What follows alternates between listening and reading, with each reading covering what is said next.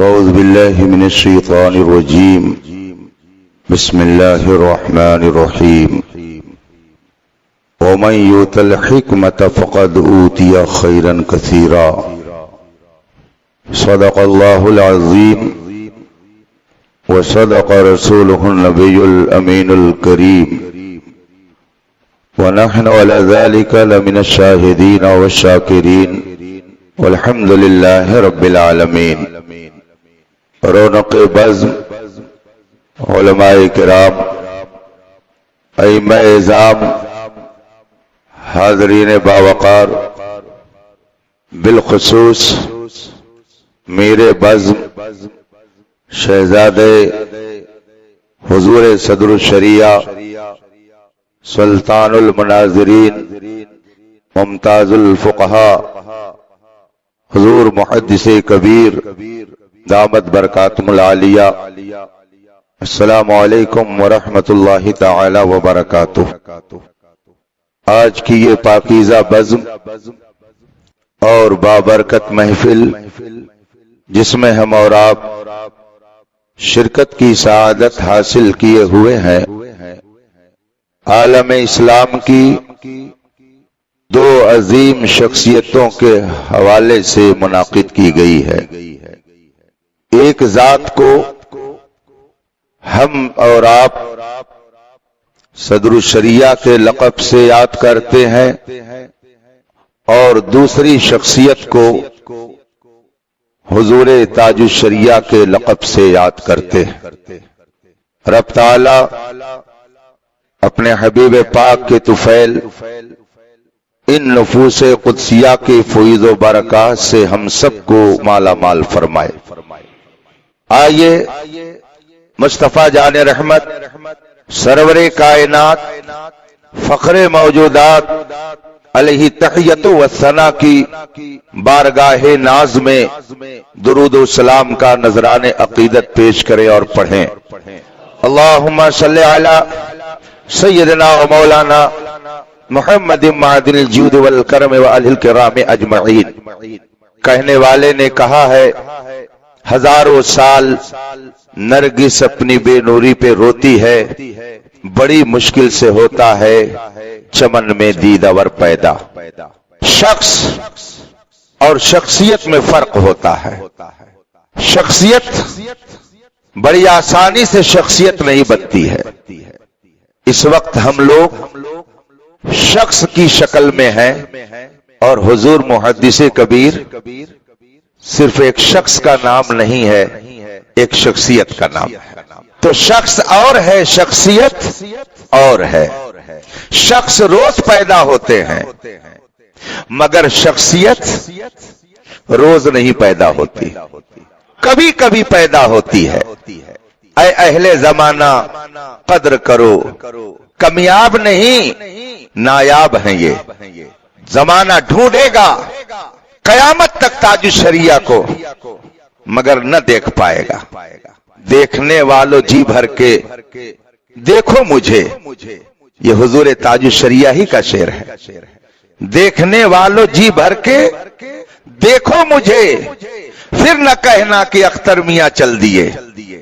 جب یہ شعر حضور تاج الشریعہ نے لکھا تھا تو آپ کے بعض خدام نے عرض کی، حضور اس کو بدل دیجئے، ہمیں تکلیف ہو رہی ہے۔ گویا آپ اپنے جانے کی تیاری کر رہے ہیں، مگر تاج الشریعہ تو تاج الشریعہ تھے۔ دنیا سے کس قدر بے نیازی اور آخرت پر کس قدر اعتماد اور نسبت قادریت پر کس قدر انہیں ناز تھا کہ انہوں نے شعر سنا دیا، اختر قادری خلد میں چل دیا۔ خلد واہ ہے ہر ایک قادری کے لیے۔ شخص روز آتے ہیں، مگر شخصیتیں روز نہیں آتی ہیں۔ عالم اسلام میں بے شمار شخصیتیں جلوہ گر ہوئیں، بے شمار شخصیتیں وجود پذیر ہوئیں۔ ہندوستان کے اندر بھی بہت ساری شخصیتیں جلوہ فرما ہوئیں۔ ان شخصیتوں میں سیدنا امام احمد رضا کی شخصیت اتنی نمایاں ہو گئی، اتنی ممتاز ہو گئی، اس قدر رب قدیر کا ان پر کرم ہوا کہ دنیا کے جس خطے میں چلے جائیے آپ کو یہ آواز سنائی دے گی، ڈال دی قلب میں عظمت مصطفیٰ سیدی اعلی حضرت پہ لاکھوں سلام۔ ایک موقع پر میں حضور ہی کے ارشاد کے مطابق حضرت علامہ شاہد رضا صاحب قبلہ کی دعوت پر ملاوی گیا ہوا تھا، ایک مسجد میں تھوڑی دیر تقریر کرنے کے لیے حاضر ہوا، جو ہی سیدنا اعلی حضرت کا نام آیا، مجمع سے ایک نوجوان نے کھڑے ہو کر کے نعرہ لگانا شروع کر دیا، عشق محبت عشق محبت، اعلی حضرت اعلی حضرت۔ میں سوچنے لگا 7 سمندر پار اسے کس نے بتایا کہ ہندوستان میں محبت نبی کی نشانی کا نام احمد رضا ہے؟ اسے کس نے بتایا کہ عشق رسول کی ایک صدا کا نام احمد رضا ہے؟ دل نے کہا جو لوگ بدبو کے قفس میں بند ہوتے ہیں وہی نہیں جانتے، ورنہ سب یہ سمجھتے ہیں کہ کہاں کھولے ہیں گیسو یار نے، خوشبو کہاں تک ہے، جہاں تک سوگ پائیں سوگنے والے وہاں تک ہے۔ امام احمد رضا قدس سرہ نے اپنی زندگی کے آخری لمحے تک اسلام پر ہونے والے ہر حملے کا دفاع کیا۔ کہنے والے نے کہا نبی کو پیٹھ پیچھے کی خبر نہیں ہے، امام احمد رضا نے للکار کر کے کہا اور کوئی غیب کیا، تم سے نہا ہو بھلا جب نہ خدا ہی چھپا تم پہ کروڑوں درود۔ کہنے والے نے گستاخی کرتے ہوئے کہا کہ نبی تو ہمارے بڑے بھائی کی طرح ہوتے ہیں۔ امام احمد رضا نے للکار کر کہا سب سے اولا و اعلی ہمارا نبی، سب سے بالا و والا ہمارا نبی۔ تقویت الایمان میں یہ سبق پڑھایا گیا، جس کا نام محمد یا علی ہے وہ کسی چیز کا مالک و مختار نہیں، وہ کچھ نہیں دے سکتا۔ امام احمد رضا نے سکھایا کون دیتا ہے، دینے کو منہ چاہیے، دینے والا ہے سچا ہمارا نبی۔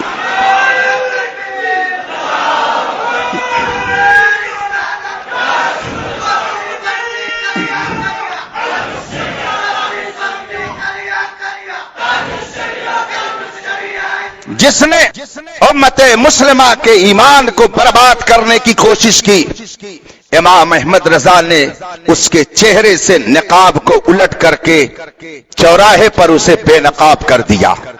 جب کہنے والوں نے کہا یا رسول اللہ کا نعرہ لگانا شرک ہے، امام احمد رضا امت مسلمہ کو پیغام دیتے ہوئے کہتا ہے سنیوں یا رسول اللہ کی کثرت کیجئے، غیظ میں جل جائیں بے دینوں کے دل، یا رسول اللہ کی کثرت کیجئے۔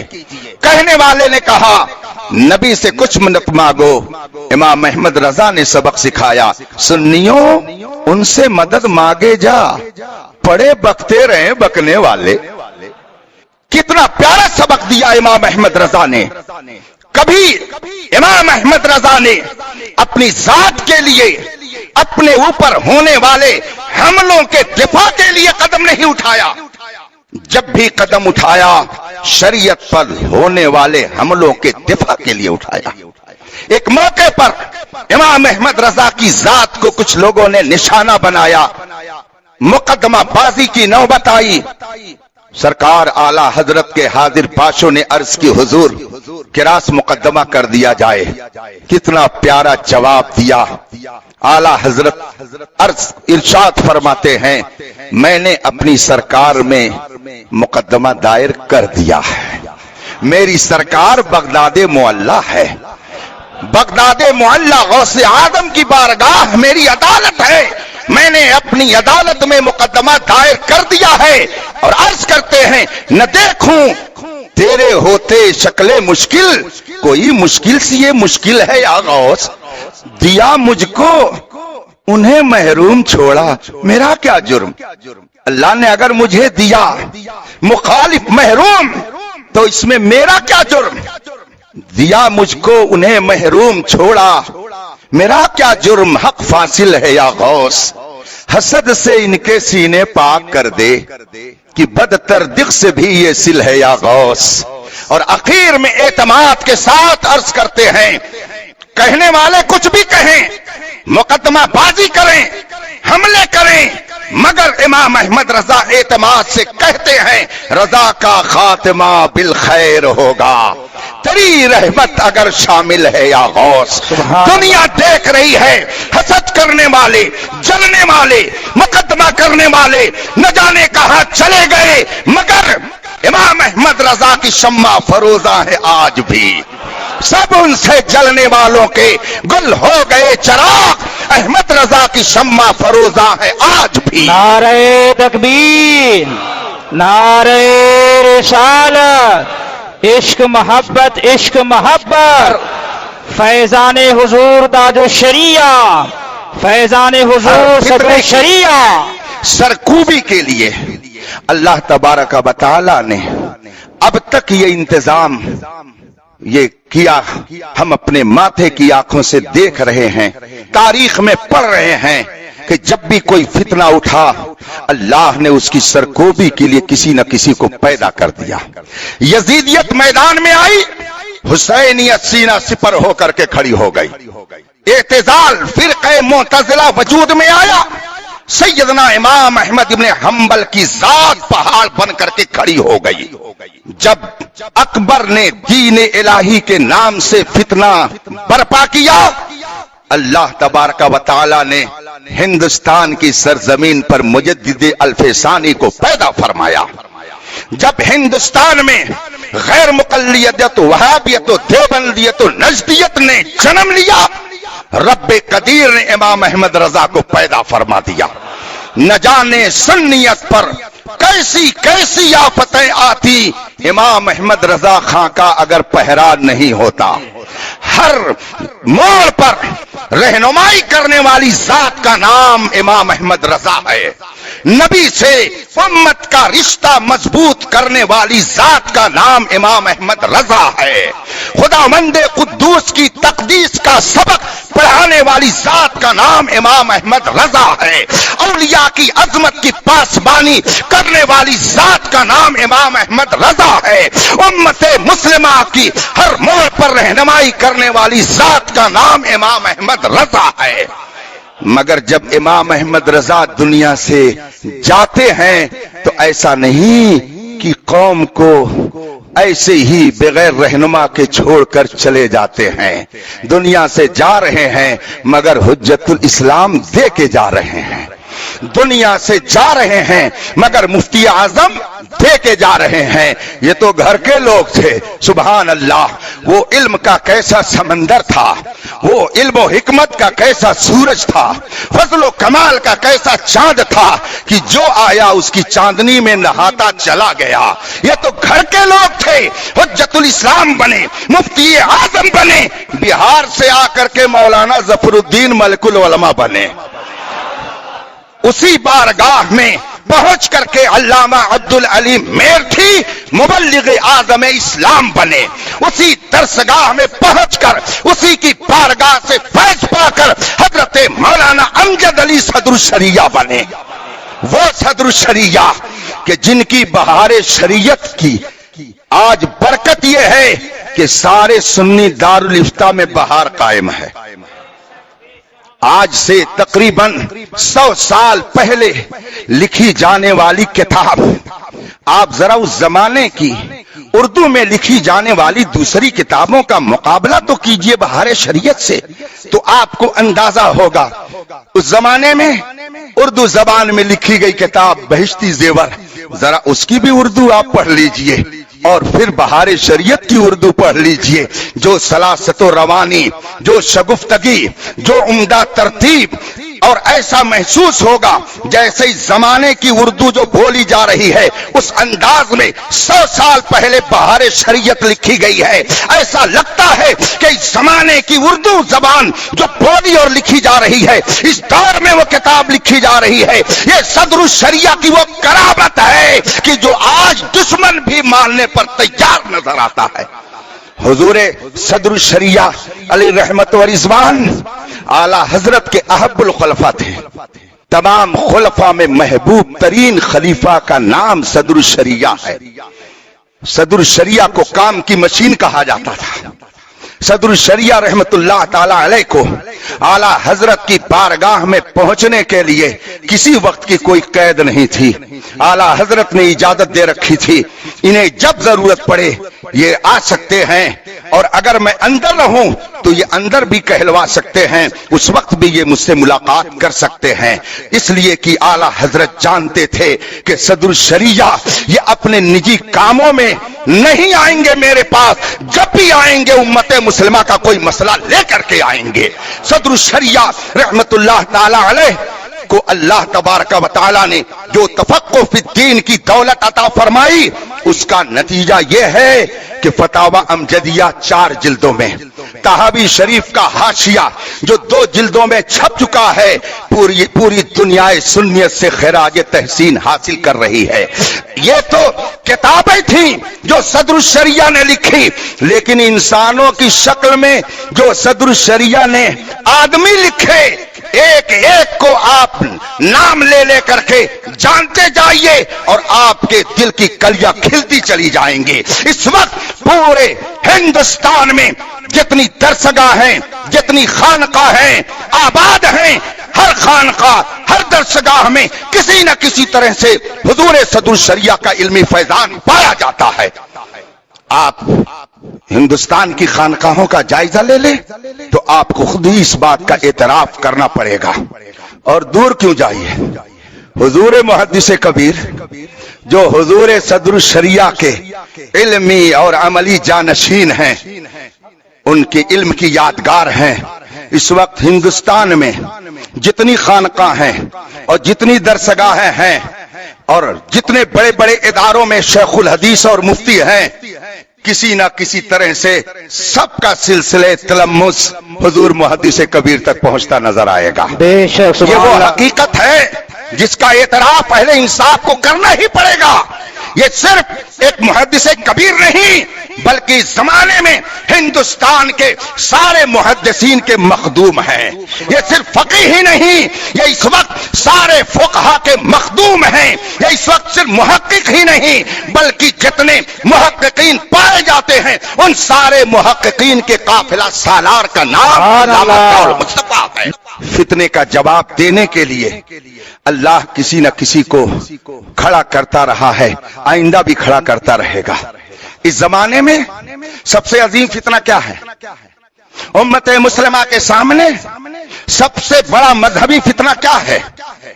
اہل علم سے پوچھئے تو یہ آپ کو بتائیں گے.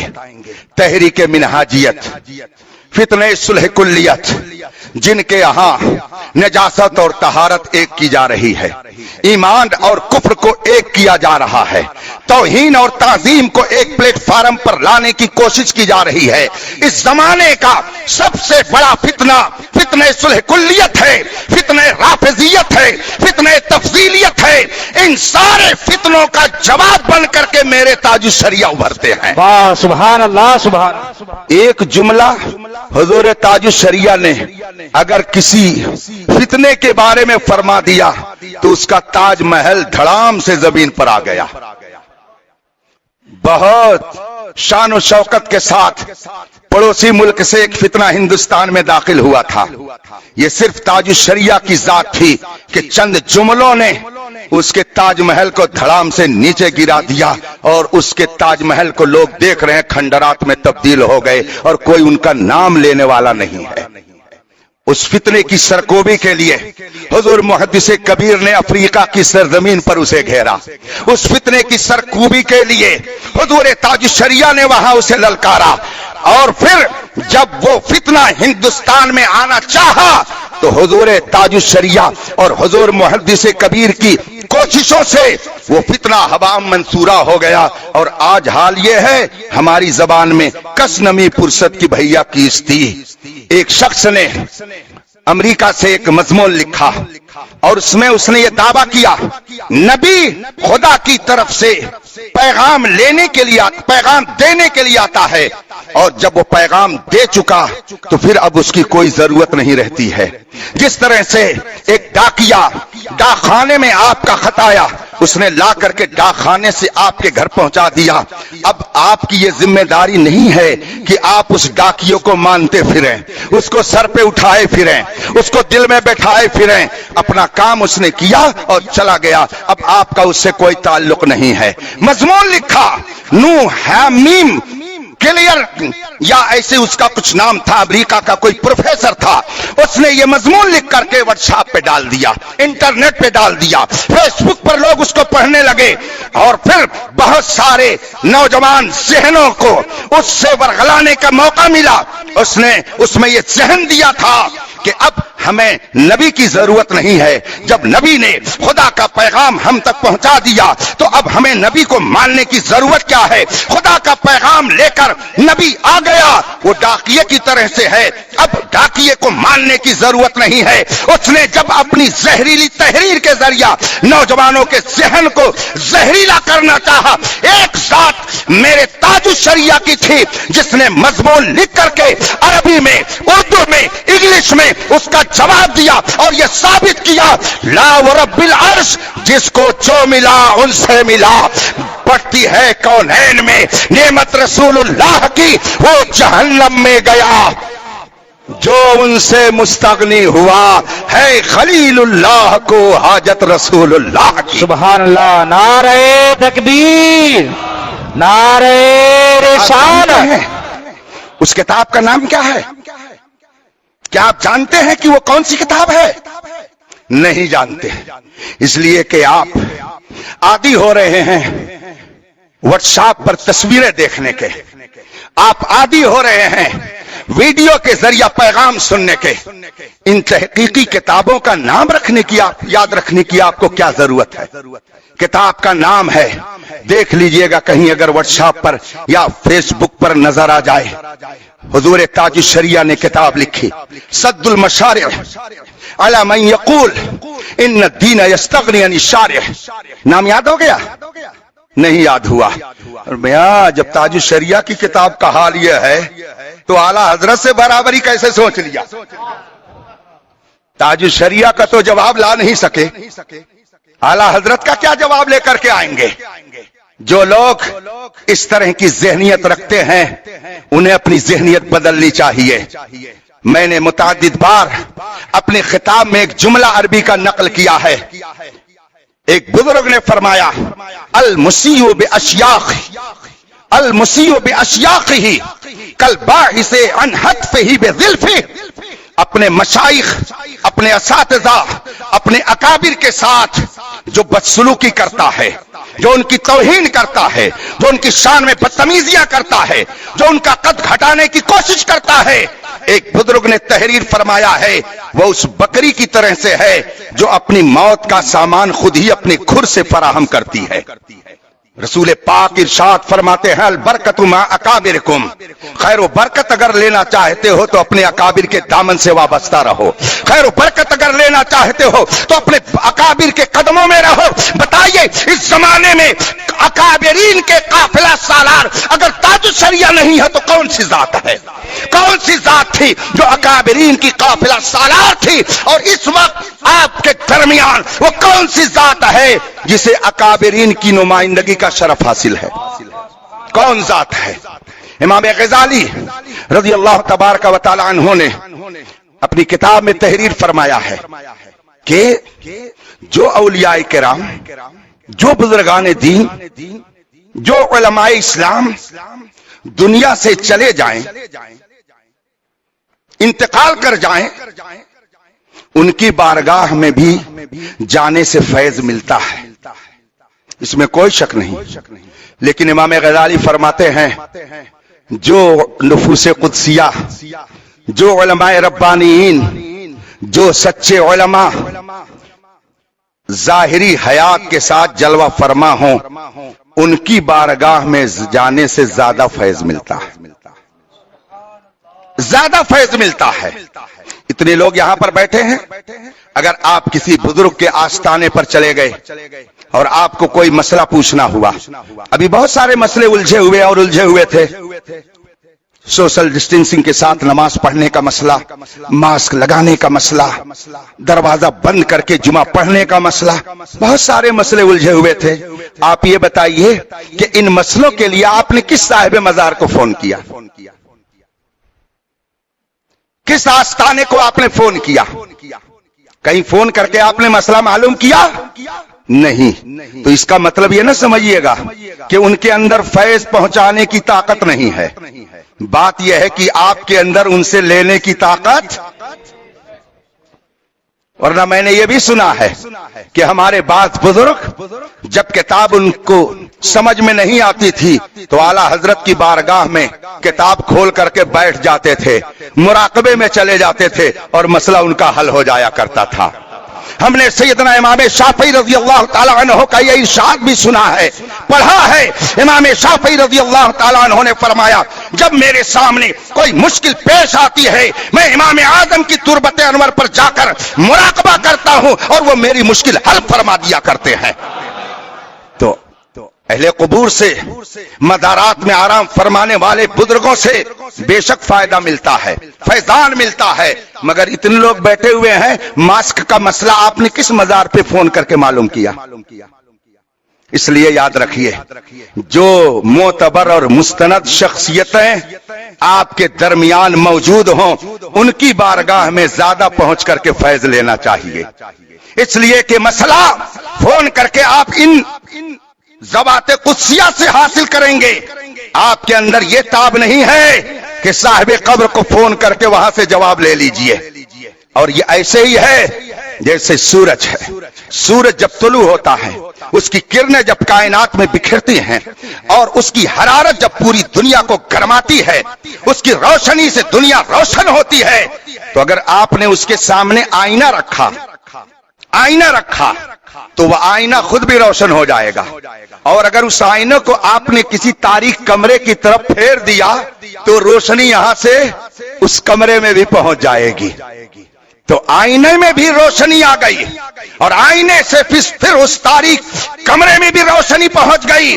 لیکن اگر توا سمجھ رہے ہیں نا، جس پہ روٹی پکتی ہے، توا کو صبح سے لے کر کے شام تک آپ سورج کے سامنے گھماتے رہیے، نہ اس میں روشنی آئے گی نہ وہ کسی اور کو روشن کر پائے گا۔ حالانکہ سورج روشن ہے، حالانکہ سورج کے اندر حرارت ہے، حالانکہ وہ روشنی دے رہا ہے، تو یہاں پر سورج کے اندر کمی نہیں ہے، اس توے کے اندر کمی ہے، اس کے اندر صلاحیت نہیں ہے کہ وہ نور لے کر کے دوسرے کو منور کر سکے۔ نور دینے والا نور دے رہا ہے، لینے والے کے اندر صلاحیت نہیں، تو قصور اس کے اندر ہے۔ بلا شبہ اولیاء کرام جو قبروں میں آرام کرتے ہیں وہ اپنا فیضان بانٹ رہے ہیں، یہ اور بات ہے کہ ہمارے اندر وہ صلاحیت نہیں پائی جاتی ہے۔ ہم یہ عرس کیوں مناتے ہیں؟ اپنے بزرگوں کی یاد کیوں مناتے ہیں؟ حضور محدث کبیر دامت برکاتہم العالیہ کے ذریعہ ہی پہلی بار میں نے یہ واقعہ سنا تھا۔ حضرت سیدنا علی حسین اشرفی میاں رحمت اللہ تعالی علیہ، اعلی حضرت کے دور کے بہت جید عالم بزرگ، عارف باللہ، ولی کامل، کچوچا شریف میں جلوہ فرما تھے۔ ان کی ظاہری زندگی کا واقعہ ہے۔ آپ تشریف لے گئے رامپور مراد آباد کی طرف۔ رامپور کے نواب کو معلوم ہوا کہ ایک شیخ کامل آئے ہوئے ہیں۔ نواب رامپور علماء کا معتقد، مشائخ کی بارگاہ کا مؤدب تھا۔ اس نے پیغام بھیجا، کاش حضور میرے غریب خانے پر بھی قدم رنجا فرمائے تو ذرہ نوازی ہوگی۔ حضور اشرفی میاں رحمت اللہ علیہ نے ان کی دعوت کو قبول کر لیا۔ ان کے یہاں پہنچے، مجمع لگا ہوا تھا، بس ایسے ہی تصور رکھیے کہ حضور محدث کبیر جلوہ فرما ہیں اور آپ سب سامنے موجود ہیں۔ حضور محدث کبیر تشریف فرما ہیں، اب آپ میں سے اگر کوئی کچھ پوچھنا چاہے تو آسانی سے پوچھ سکتا ہے۔ یہ وہ پیر نہیں ہے کہ جو صرف آتے ہیں آرام کرنے کے لیے، یہ وہ شیخ طریقت ہیں جو قوم کی رہنمائی کے لیے آتے ہیں۔ فرق سمجھیے گا، پیر اور ہوتا ہے اور رہبر راہ شریعت اور ہوتا ہے۔ حضور تاج الشریعہ پیر طریقت میں تھے اور رہبر راہ شریعت بھی تھے، وہ الگ موضوع ہو جائے گا۔ حضور اشرفی میاں رحمت اللہ علیہ تشریف فرما تھے، مجمع میں کسی نے کہا کچھ پوچھنا ہے تو پوچھ لیا جائے۔ ایک شخص پیچھے سے کھڑا ہوا، اس نے کہا حضور میرا ایک سوال ہے۔ حضرت نے ارشاد فرمایا بتاؤ تمہارا سوال کیا ہے؟ اس نے کہا حضور بندہ جب دعا کرتا ہے تو اس کی دعا کون قبول کرتا ہے؟ حضور اشرفی میاں رحمت اللہ علیہ نے فرمایا یہ بھی کوئی پوچھنے کی بات ہے؟ بندہ جب کوئی دعا کرتا ہے تو اس کی دعا رب قبول کرتا ہے، اللہ قبول کرتا ہے۔ اور کون قبول کرتا ہے؟ خدا دعا قبول کرتا ہے۔ اب اس نے دوسرا سوال کیا حضور اسے کہاں سے پکارا جائے کہ وہ بندے کی دعا قبول کر لے؟ حضور اشرفی میاں رحمت اللہ علیہ نے فرمایا جہاں سے بھی پکارو، جہاں سے دعا کرو، جہاں سے اسے آواز دو، اگر وہ چاہے تو تمہاری دعا قبول کر لے گا۔ اس نے پھر تیسرا سوال کیا، کہا حضور ایک سوال اور رہ گیا ہے اسی سے لگا ہوا، اگر اجازت ہو تو وہ بھی عرض کروں۔ حضرت نے فرمایا بتاؤ تیسرا سوال کیا ہے؟ وہ کہتا ہے حضور بات سمجھ میں نہیں آتی، آپ نے فرمایا دعا رب قبول کرتا ہے، بندوں کی دعا خدا قبول کرتا ہے، اور آپ نے یہ بھی فرمایا جہاں سے اسے پکارا جائے، جہاں سے اس سے دعا کی جائے، اگر وہ چاہے تو اپنے بندے کی دعا کو قبول کر لے گا۔ حضور جب یہ بات آپ بھی بتا رہے ہیں تو اگر کوئی مصیبت زدہ آتا ہے تو کیوں کہتے ہیں چلے جاؤ کچھوچا شریف؟ کوئی اگر آتا ہے مریض تو کیوں کہتے ہیں چلے جاؤ اجمیر شریف؟ کوئی دعا لینے کے لیے آیا حضور میرے پاس اولاد نہیں ہے تو کیوں کہا جاتا ہے چلے جاؤ اجمیر شریف وہاں سے مانگ لو، وہاں سے تم کو مل جائے گی اولاد؟ کوئی مصیبت زدہ اگر آصف زدہ آتا ہے تو کیوں کہا جاتا ہے چلے جاؤ کچھوچا مدار شریف پہ چلے جاؤ، تمہاری وہاں سے پریشانی دور ہو جائے گی؟ جب خدا ہی دعا قبول کرتا ہے اور جہاں سے پکارا جائے وہ دعا اگر قبول کرنا چاہے تو کر لے گا، تو آپ مزاروں پہ کیوں بیچتے ہیں؟ سوال سمجھ میں آ رہا ہے نا؟ حضور اشرفی میاں رحمت اللہ علیہ نے کتنا پیارا جواب دیا۔ فرماتے ہیں اب قریب آ جاؤ۔ اسے قریب بلایا، اتفاق سے گرمی کا موسم تھا، گرمی کا زمانہ تھا، نواب رامپور خود ہی پیچھے سے پنکھا جل رہا تھا۔ اس زمانے میں یہ پنکھے نہیں تھے، لائٹ کا یہ سسٹم نہیں تھا، نواب رامپور خود ہی حضرت کو پیچھے سے پنکھا جل رہا تھا۔ آج کل کیا مزاج ہے، لوگ چاہتے ہیں کہ اگر ہمارے پاس پیسہ ہو گیا تو امام صاحب خود ہی ہم کو پنکھا جھلے تو بڑی خوشی کی بات ہوگی، ہمارا وقار بڑھ جائے گا کہ امام صاحب بھی ہم کو پنکھا جھل رہے ہیں۔ مگر وہ نواب رامپور علماء کی بارگاہ کا مؤدب تھا، اس لیے اسے معلوم تھا کہ بزرگوں سے فیضان کس طرح سے لیا جاتا ہے۔ وہ پیچھے سے پنکھا جل رہا تھا، حضرت نے فرمایا آؤ قریب آ جاؤ۔ وہ قریب آیا، حضور اشرفی میاں نے فرمایا یہ بتاؤ تم جب دور تھے تب تمہیں پنکھے کی ہوا لگ رہی تھی یا میرے قریب آئے تب تمہیں پنکھے کی ہوا مل رہی ہے؟ اس نے کہا حضور جب میں دور تھا تو مجھے پنکھے کی ہوا نہیں مل رہی تھی، ہاں آپ کے قریب آ گیا، آپ کے بغل میں بیٹھ گیا تو مجھے پنکھے کی ہوا ملنے لگی۔ اب حضور اشرفی میاں نے نواب رامپور سے پوچھا نواب صاحب یہ بتائیے یہ پنکھے کی ہوا آپ مجھے دے رہے ہیں کہ اسے دے رہے ہیں؟ یہ پنکھا آپ میرے لیے جھل رہے ہیں کہ اس کے لیے جھل رہے ہیں؟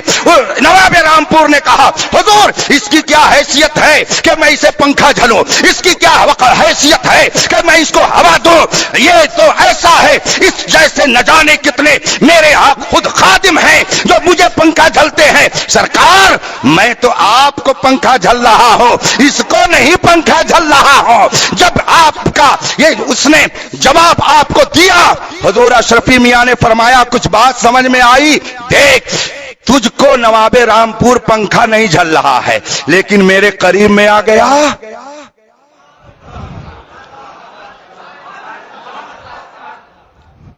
ہم لوگ اس منزل پر نہیں ہیں جس منزل پر تاج شریعہ تھے، ہم اس منزل پر نہیں ہیں جس منزل پر امام احمد رضا ہیں، ہم لوگ اس درجے پر نہیں جس درجے پر اللہ کے محبوب بندے ہیں۔ حضور اشرفی میاں نے فرمایا، سنو، وہاں جو صاحب مدار آرام کر رہے ہیں، اللہ کے محبوب بندے ہیں، ان پر اللہ کی رحمت اترتی ہے، ہم اس لیے بھیج دیتے ہیں کہ رحمت کے چھینٹے میں یہ بھی نہا کے چلا آئے۔